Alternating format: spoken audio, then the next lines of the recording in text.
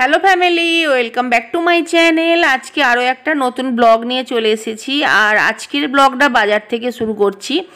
এই বাজারটা আমাদের বাড়ি থেকে অনেকটা দূরে, আর এটা হচ্ছে মানে নর্মালি আমরা খুব একটা যাই না এই বাজারে, তার কারণ এটা হচ্ছে বড়লোকেদের বাজার।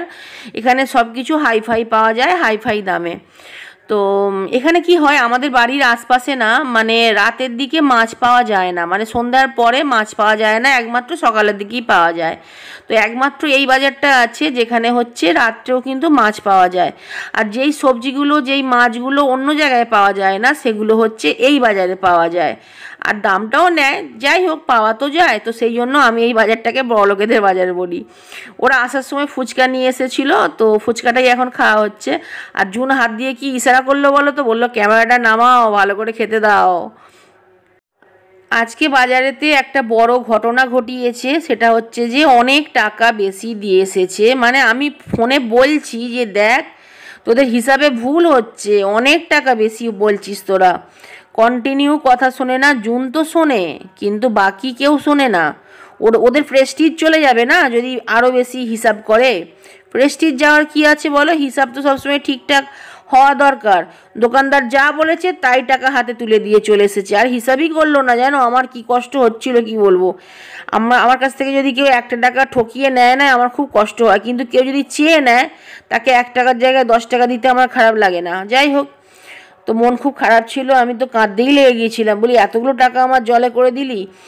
যাই হোক, তো এতে জুনের কোনো দোষ নেই, জুনের দাদার দোষ।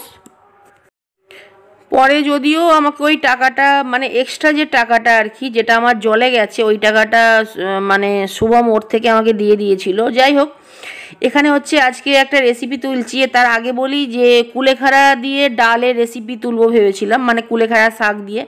তো ওই রেসিপিটা আজকে তুললাম না, আর ভাবলাম শাকটা রেখে দিই। তো আজকে পমফ্রেট মাছের রেসিপি তুলছি। তো আর এদিকে দেখো আমার মেয়ে কি ঘটনা ঘটিয়েছে। অ্যাকচুয়ালি হচ্ছে 15ই আগস্ট আছে, তো 15ই আগস্ট আসছে, ওকে একটা ডান্স তুলিয়ে দিয়েছি, যার জন্য যখন তখন ফোনে গান চালু করে দিয়ে না ডান্স করতে লেগে যায়। আর এখন ডান্স করতে করতে এমনই হাত নাড়িয়েছে, ও ডান্স করতে করতে রান্নাঘরে এসেছে। যেন আমাকে কন্টিনিউ বলে যাচ্ছে দেখো তো ঠিকঠাক হচ্ছে কিনা, আর হচ্ছে কিনা বলতে বাস এখানে দুর্ঘটনা পুরো ঘটিয়ে দিয়েছে। পুরো মশলার ডাব্বা উল্টে দিয়ে চারিদিক নোংরা করেছে গাইস। আর জানো 2-3 দিন আগেই সব মশলা ঢেলেছিলাম। এটা কীরকম মশলা বলো তো, ওই যে একটা ডাব্বায় যে অনেক রকমের মশলা ঢালা থাকে না, তো ওই রকম ডাব্বা থেকে ঢেলেছে, তো যার জন্য অনেক রকম মশলা পড়েছে। মানে আমার ভীষণ মানে কি বলবো রাগ হয়েছে জানো তো, কারণ প্রচুর রেগে গিয়েছিলাম আমি জুনের ওপরে। কারণ এইরকম বাড়া খাটুনি আমার একদম পছন্দ নয়, এমনিই আমার একটু পিটপিটুনি আছে। যাই হোক, এটা হচ্ছে 15ই আগস্টের রাত্রে আর কি, মাঝখানে আমি 2 দিন কিন্তু ব্লগ বানাইনি। তো 2 দিনের ব্লগ এখানে যাচ্ছে আজকে। এটা 15ই আগস্টের রাত্রে আজকে বানানো হয়েছে ফ্রাইড রাইস, আর বানানো হয়েছে হচ্ছে চিকেন কষা। ফ্রাইড রাইসটা হচ্ছে বানিয়েছি red bell pepper, yellow bell pepper, টমেটোও দিয়েছি পাতলা করে, ক্যাপসিকাম, গাজর আর পনির এই সব দিয়ে ফ্রাইড রাইস বানিয়েছি। এর সাথে রায়তা হয়েছে, রায়তাটা শুভমের জন্য, কারণ শুভম তো চিকেন খাবে না। তো চিকেনটা জুনের আমার, আজকেও চিকেনটা হয়ে যাবে, কালকেও হয়ে যাবে, যার জন্য চিকেনটা বেশি করে বানিয়ে নিয়েছি। তো এই ছিল আমাদের আজকে রাতের খাওয়া দাওয়া আর কি। এত ভালো লাগছে দেখো, কালারফুল তো। আর আমি না মানে যখন নানা রকম কালারের সবজি দিই না, তখন আমি কিন্তু হলুদ ব্যবহার একদমই করি না, কারণ হলুদ দিলে সবজির কালারের যে সৌন্দর্য সেটা কিন্তু নষ্ট হয়ে যায়। চিকেনটাও কিন্তু খুব সুন্দর কালার এসেছে, কিন্তু আমার ফোনের ক্যামেরা ভালো না, যার জন্য একটু হলুদ হলুদ দেখতে লাগছে, কিন্তু আসলে কালার খুব সুন্দর এসেছে জানো তো।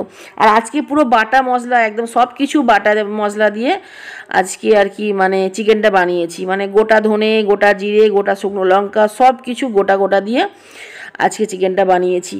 আর এটা হচ্ছে 15ই আগস্টেরই, মানে ওই যে খাওয়া দাওয়া করলাম, খাওয়া দাওয়া করার কিছুক্ষণ পরে ওর কিন্তু এখনও নাচের নেশা কাটেনি। এখনও বলছে, আজকে কিন্তু ওর স্কুলে প্রোগ্রাম ছিল, স্কুলে ডান্স করেছে, তারপরেও বললো চলো আর একবার ড্রেসটা পরে নিই আরেকটু মানে ডান্স করে নিই। এখনও এত কিছু ক্ষয়ক্ষতি করে মশলার দানি উল্টে ফুলটে দিয়ে এখনও ওর ডান্সের নেশা কাটেনি। দেখো না, এখনও ডান্স করে যাচ্ছে, লাস্টে পড়ে যাবে দেখো ডান্স করতে করতে, তবুও কিন্তু থামবে না, চলবে। এখন 1 সপ্তাহ ওর এই নেশাটা থাকবে, মানে ও উঠতে বসতে মানে ডান্স করতে থাকবে, যখন ডান্স করবে হাত পা চলবে, এখন কত যে ভাঙচুর হবে আমাদের বাড়িতে তার ঠিক নেই। যাই হোক, ওর চুলে আমি আজকে ফলস চুল লাগিয়ে দিয়েছি, মানে ফলস খোঁপা আর কি। তো দেখলাম যে মেয়েটাকে কত বড় লাগছে, তো একদম অন্যরকম লাগছে। চোখের সামনে ছেলেমেয়েরা এমনি হু করে বড় হয়ে যায়, বোঝা যায় না, আর মেয়েরা একটু তাড়াতাড়ি বড় হয়। যাই হোক, ডান্সটা আমি তুলিয়ে দিয়েছি, স্টেপগুলো আমার স্টেপ কীরকম লেগেছে অবশ্যই কমেন্ট করে কমেন্ট করে বলো। আজকের মতো বাই।